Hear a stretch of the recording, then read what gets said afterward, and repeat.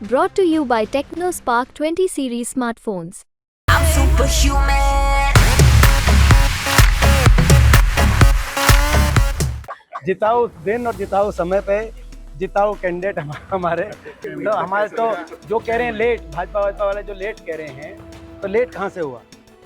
Late तो जो है उन्होंने समय निर्धारित तो इलेक्शन कमीशन ने किया, बीजेपी क्या करेगी समय निर्धारित। और मैं कह रहा हूँ जब हमारी लिस्ट आ जाएगी तो आप ये कहेंगे कि 10 की 10 सीट पे कांग्रेस गठबंधन जीतेगा। हाँ। में कांग्रेस प्रत्याशी क्या कारण है जी? प्रत्याशी घोषणा क्यों नहीं हो रही? देखिए मैंने एक बात सही दिन और सही समय में ये सही दिन और सही समय कब आएगा? तो अब नहीं, अब मैं एक और नहीं हर बार ये कहते सही दिन उस दिन आज का ना, चलो मैं दिन का क्या दिन का नाम बताऊं। हाँ, दिन का नाम तो मैं एक और बताता हूं भाई। ये कह रहे हैं, मैं देखो आपको पता है कि मैंने एक चीज कही थी कि सही दिन और सही समय पे कांग्रेस की लिस्ट आएगी, मगर आज एक बात जो कही है कि भाई उसका समय भी बताएं, उसका नहीं दिन का नाम बताएं, तो उसका नाम भी बता देता हूँ दिन का, फिर आप ये बात जो है आपका प्रश्न का उत्तर हो जाएगा।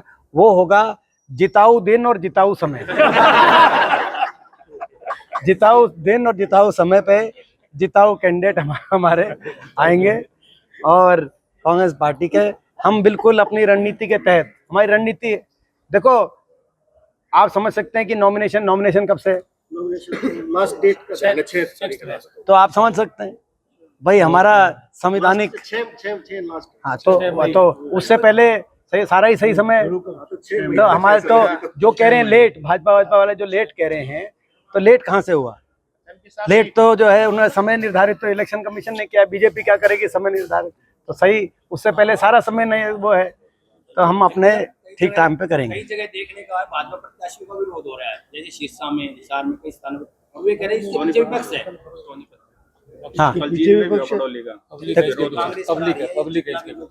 देखो ये मैंने आपको पहले कहा था, देखो आज से 6 महीने पहले आप लोग जो है कहते व्यक्तिगत रूप से जब मिलते थे तब ये कहते थे कि एमपी साहब नीचे तो बढ़िया है, ऊपर एक सीट क्लियर है, बाकी देखो।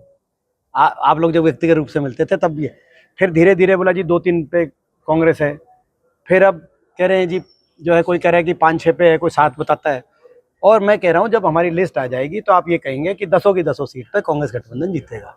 तो ये एक जो ट्रेंड है, आप ये कहो कि जो लगातार जो आप देख रहे हैं वो हमारे फेवर में जा रहा है। हम तो ये धरातल आपको बता रहा है और इस बात का हमें पहले ही आत्मविश्वास था, क्योंकि हम दिन और रात लोगों के बीच में रहने वाले लोग हैं। हम लोग ये देख रहे थे कि इन्होंने लोगों के हक में कोई काम नहीं किया, हर वर्ग दुखी है ना। विकास की पटरी से हरियाणा को उतारा, बेरोजगारी में, महंगाई में, भ्रष्टाचार में, अपराध में हरियाणा देश में नंबर 1 पहुंच गया आज भी एज वी स्पीक।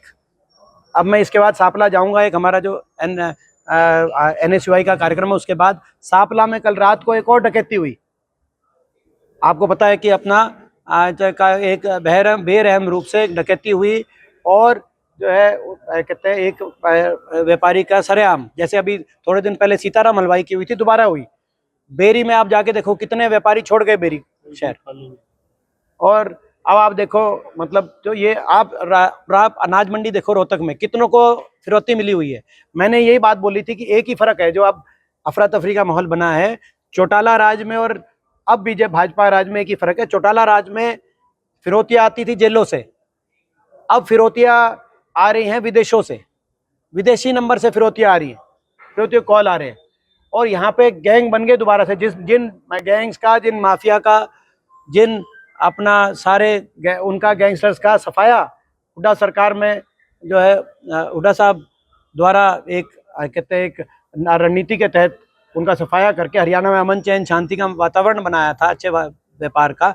आज वो अंडरएज शूटर्स के गैंग्स बन गए हरियाणा में। स्थिति है दिन दिहाड़े इस तरह की। तो आज लोग, हमने आपको पहले ही कहा था कि लोग धरातल पे इनसे निराश है, नाराज हैं, और ये बात अब ये भी स्वीकार कर रहे हैं। इन्होंने देखो अपना गठबंधन तोड़ा, अपने दोनों जो है चेहरे बदले, अब इनके जो चेहरे उतारे लोकसभा में उनको बदलने की बात आ रही है, तो ये खुद ही स्वीकार बात की जा रही है।